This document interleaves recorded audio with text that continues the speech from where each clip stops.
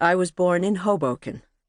I am an American," Stieglitz declared in his Anderson Gallery's catalog. In 1921, at a time of renewed patriotism, his German-Jewish origins made him seem doubly foreign. To those who questioned his right to speak for the country, he objected that he was as American as they were. Hoboken, New Jersey was then a middle-class town, which owed its prosperity to the steamship companies lining its docks.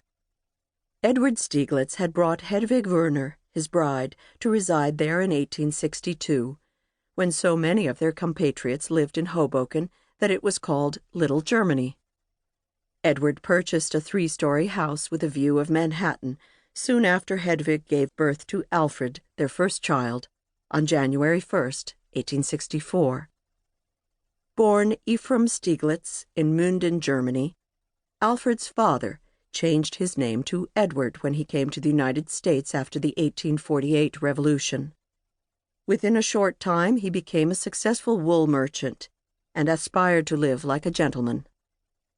Hedwig never learned English well, but she passed on her love of the arts to her firstborn.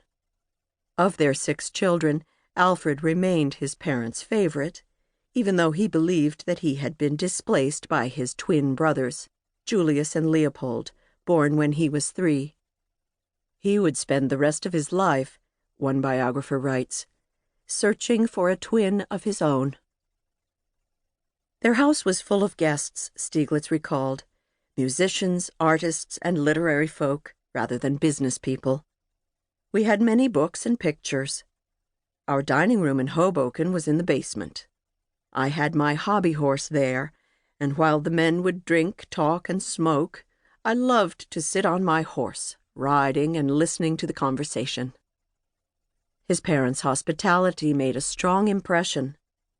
They created an atmosphere in which a certain kind of freedom could exist. This may well account for my seeking a related sense of liberty as I grew up. The Stieglitzes moved to Manhattan in 1871, after the birth of their last child. Their brownstone on East 60th Street had modern comforts like steam heat. The sparsely settled terrain near Central Park allowed Alfred the liberty he craved. Edward enrolled him at the non-denominational Charlier Institute for Young Gentlemen, where he was first in his class, despite his refusal to memorize the poems he was assigned in declamation, a talent in which he would always excel. The school emphasized a high-mindedness that was compatible with his father's rejection of Jewish beliefs in favor of a principled atheism. Alfred learned as much at home as he did at school.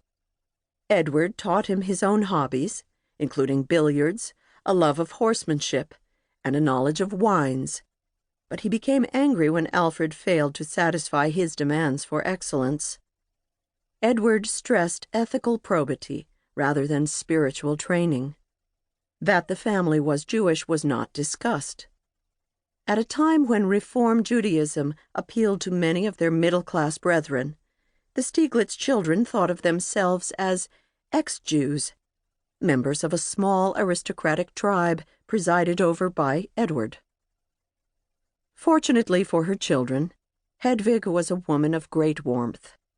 She was also an avid reader, particularly of the German romantics, Schiller, Heine, Goethe, whose emphasis on the living quality of thought she shared with her son. As a boy, Alfred alternated between bouts of exercise and stints of reading everything from Uncle Tom's Cabin to Goethe's Faust. When Hedwig asked his opinion of Faust, he replied, "There are 2 things that attract me in it, Marguerite and the devil." A biographer notes that, in the pure and virtuous Marguerite he saw his mother, and in the clever, cavalier, powerful, and wicked Mephistopheles, his father. Alfred was aware of Edward's nightly trips to visit the chambermaid. Rereading Faust in his teens, he was drawn to Helen of Troy, the eternal woman, whose aura blended the stirrings of sexual feeling with the wish for unconditional love. He suffered so often from dark moods that family members called him Little Hamlet. Alfred's melancholy lifted every summer when the Stieglitzes repaired to Lake George, a step deemed necessary for his health and for his father's avocation, oil painting. They stayed at fashionable watering spots until 1886, when Edward purchased Oak Lawn, an imposing Queen Anne house on the 10-mile stretch known as Millionaire's Row. This gabled mansion became the family compound, and, in time, the antidote to Stieglitz's life in New York. He observed years later that he had been uprooted by his father's decision to take him out of the Charlier School to prepare for a career as an engineer, a profession in which he had no interest. Alfred was accepted by the City College of New York's engineering program, but felt uprooted there, although he did well. In 1881, Edward decided to sell his business and live for a time in Germany, where he believed teaching standards were more exacting. Stieglitz often said that his engineering course at the Berlin Polytechnic had meant little to him. At the time, while these classes did not stir his imagination, the discovery of a photography shop inspired him to learn the new medium.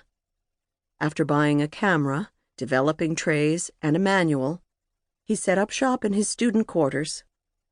Stieglitz believed that he had taken up photography as a free spirit. One might also see in his chosen medium one that avoided competition with his father.